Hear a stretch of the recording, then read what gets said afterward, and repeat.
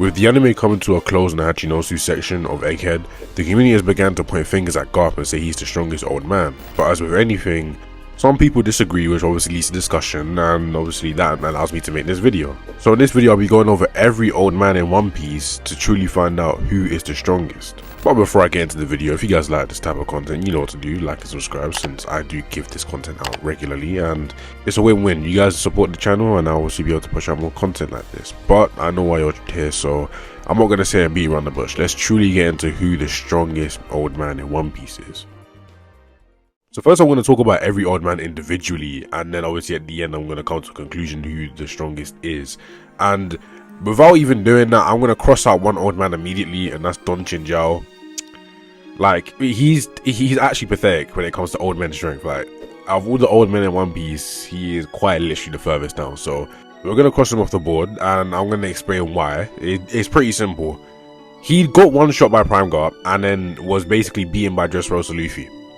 I don't think there is, like, let's be real, every old man aside from him is putting the absolute beats on Dressrosa Luffy, so yeah, he's getting crossed off immediately. Okay, so now that bomb is out of the way, let's go into the true list. And first of all, I'm going to start off with Rayleigh. Rayleigh is regarded as a legend from literally Garp himself, so he is on that level of like, okay, cool, we have to give him respect. And with that being said though, Rayleigh has been inactive ever since Roger obviously gave up the mantle and obviously died and everything. So Rayleigh just was like, you know what, I'm putting the sword down. And literally his first fight back is against Kizaru. Now don't get me wrong, it was very impressive that he was able to keep up with a current admiral that's always active. In certain points we see glimpses of what Rayleigh could be, where he outspeeds Kizaru and then obviously tags him. But obviously in the end he doesn't have the stamina since he's been inactive. You're not going to keep that stamina you once had in your prime. But it's still good to see where an inactive Rayleigh can still be at. He's obviously near that admiral tier. I wouldn't say he is as strong as an admiral, but I would say he's in that range where he can fend off admirals for a short period of time, since first of all he doesn't have the stamina and obviously he doesn't have that prime strength that he used to have. But still, that's very impressive, and we're going to keep that in mind for later when we obviously tally everything up and then come to our conclusion. Also, another great thing to mention is the fact that he does have every single Haki at his advanced level. So he has advanced Conquerors, he has Future Sight, and he obviously has advanced Armament Haki. That is something that we also need to factor in as well later, since he is basically a Haki master. Moving on from Rayleigh, we have Sengoku. Now, Sengoku is a very weird case, and a lot of people actually kind of downplay Sengoku, so I'm going to really give you where Sengoku should be at in power. Often when Sengoku's name is thrown about, it's obviously put next to Garp. Now, a lot of people do say, oh yeah, he's on Garp's level, but they'll usually drop it down a few pegs for some reason, when Sengoku should be basically down near Garp's equal, and I'm going to explain why. First of all, it's confirmed that he has Conqueror's Haki, and I'm assuming, obviously, since he's such a high-tier fighter, he's gonna have that advanced Conqueror's Haki. Now, we don't know if he's gonna have Future Sight and advanced armament, but considering that the three admirals do have advanced armament and we do think that they have Future Sight as well, I'm gonna assume that obviously their fleet admiral, or somebody that was competing with Garp, Roger, and the rest of them, he has to be obviously advanced in all three aspects of Haki. Another thing we do need to throw in there as well is the fact that he also has a Zone Devil Fruit, and his Zone Devil Fruit is pretty busted. Due to being a Zone type, he obviously gets the extra durability and endurance that Zones get, but on top of that, he also has many shockwaves that he can produce. Now, the reason I think his Zone is very good for his old age is the fact that because he has a Zone Fruit, I think it could help him retain some of the stats he had in his prime. Now, obviously, he's not going to keep all of it, but I do think that he will retain some of his like old essence about him. Now, so you could disagree and be like, oh no, his Zone Devil Fruit won't really help in that aspect, but obviously Zones are overall buff when it comes to your physical stats, so he's running off of his Zone Devil Fruit while the others maybe just be running off of their raw strength, which does give him an upper hand in this conversation here. But that's enough discussion on Sengoku. Let's now shift into Whitebeard and have a really good deep dive into him. Now here, I'm going to go into the Whitebeard with his sickness and then obviously without his sickness after.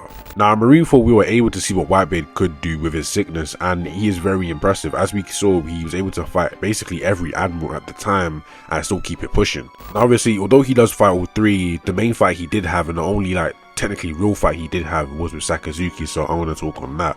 His fight against Sakazuki was pretty competitive, as the both of them was able to obviously swap blows and obviously deal damage to each other, and in the end obviously Whitebeard succumbed to his sickness and the many wounds that obviously came with it, but he was still able to contend with an admiral, and that is not just any admiral, that is the now fleet admiral. So as you can see, Whitebeard even with his sickness, is pretty strong. When you factor in that he couldn't even use his Conqueror's Haki or just his main Hakis as well, it really does show you how strong Whitebeard it really is. One thing we do have to obviously go over is the fact that Whitebeard will have like limited stamina and he won't be able to fight as long, and obviously if he pushes his body too far it can obviously cause him to die. But aside from that, he does have really good attributes, and if he really wants to, he could just nuke the island, which for every other person that could do this in One Piece, like, I don't know, Fujitora for instance, this for Whitebeard is probably like his last stand. So it could just be like, okay, cool, I know I'm about to go, so I'm allowed the biggest quake I can and then just like nuke us both off of the island. But obviously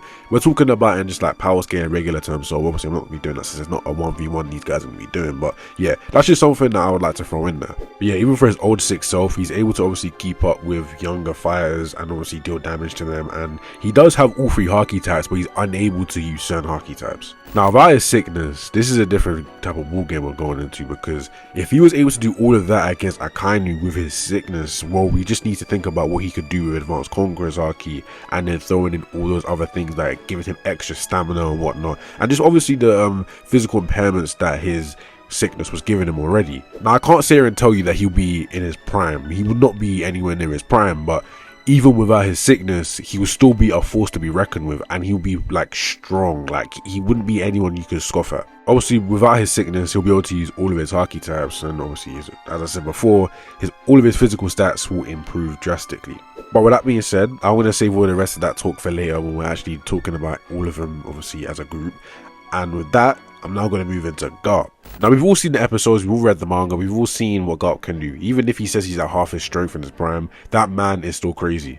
With being able to keep up with somebody who took Akainu for 10 days straight, obviously landing blows, doing whatever he's doing on the island and whatnot, Garp is somebody that's really, really impressive. To put it into perspective, he was taking on basically half of the Blackbeard pirates on his own until the end, to obviously Kobe had to then step in and obviously get him away from Pizarro. But aside from that, Garp was fighting everybody on that island alone, and even after he got snuck by Shiryu, he was still able to put up a decent fight.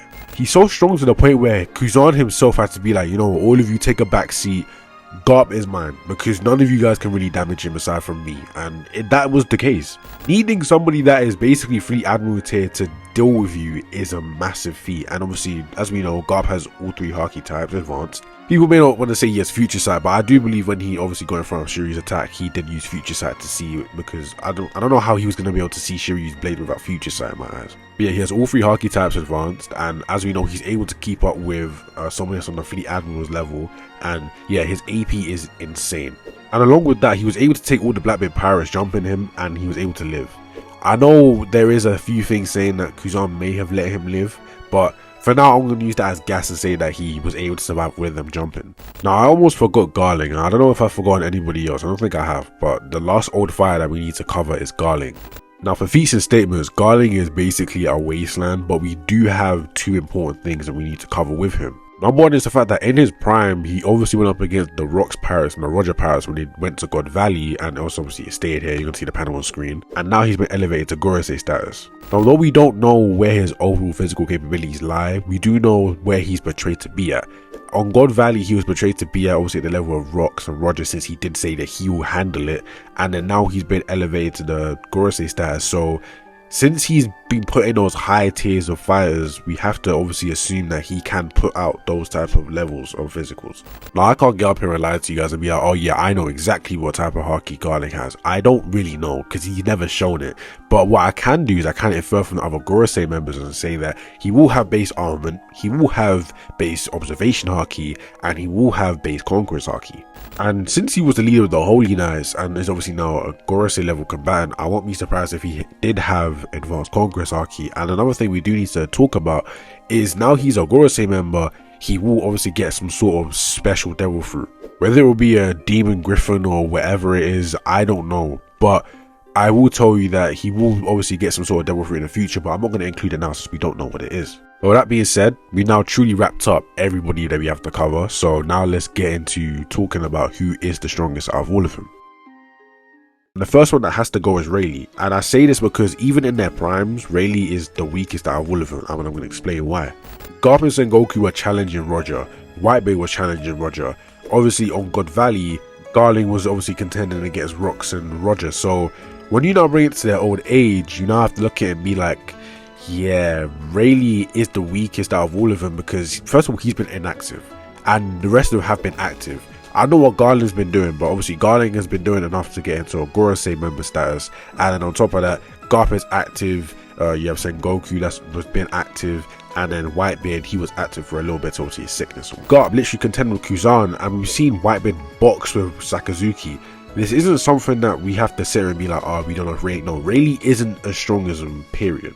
And so Rayleigh being gone, it now leaves us in like a 4-way deadlock. Now, you could throw out Garling first since he has no feats, and I'm not going to sit here and be like, oh yeah, well, Garling did this. Like, I do believe that Garling is very strong, and I actually believe that Garling is the strongest out of all of them, or in my opinion at least, but there isn't anything to back my statements up. This is just pure me wanting to gas Garling, so I can't sit here and be like, yeah, he is the strongest. But yeah, out of these 4, he has no feats, so I can't really do much with him. And I think the exact same thing goes for Sengoku. I do have a theory that Sengoku could be stronger than Garp, mainly because of his Zoan, but as I said before, he has nothing to really back that up, so I'm not going to sit here and lie to you and be like, yeah, well, this guy does know. I'm going to just keep it real. He doesn't have anything to back that up, so I'm just going to throw him to the side. Now, this leaves us with Whitebeard and Garp, and these are the two that people debate against all the time. Who's stronger, Whitebeard or Garp in their old age? Now, personally, I think that without the sickness, Whitebeard is stronger, 100%.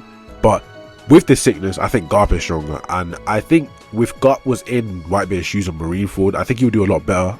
Don't call me, I don't think he would defeat Sakazuki, but I do think that he would pop a way better fight, since obviously he doesn't have like the sickness weighing him down, and his obviously his raw physical strength and everything. He will to use his advanced conquerors, haki and whatnot, and I think he'd be on that level, but he without Whitebeard without a sickness is decimating him. I'm sorry, but as we know, Whitebeard can't fight strapped up to his machines, which means his sickness is gonna take over, and that means that Garp is the strongest out of all of them.